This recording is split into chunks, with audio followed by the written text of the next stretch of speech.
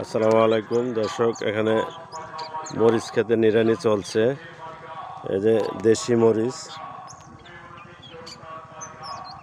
ক্ষেতের ভিউটা দেখাচ্ছি। এখানে আনুমানিক 60% জমিতে মরিচ ক্ষেত করা হয়েছে এবং নিড়ানি দেওয়া হচ্ছে। 4, 6, 10, 12 জন লোক আছে, নিড়ানি দিচ্ছে।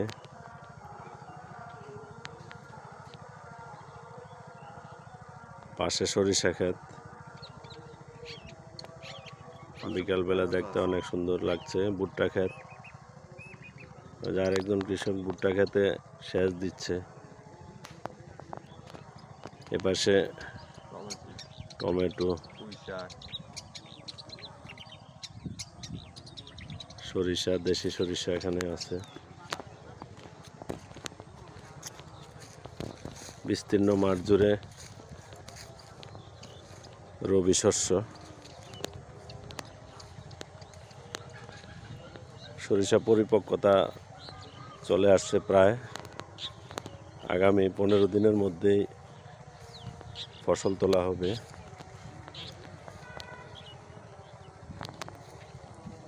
যারা ভিডিওটি দেখেছেন, ভালো লাগলে লাইক, কমেন্ট, শেয়ার করবেন।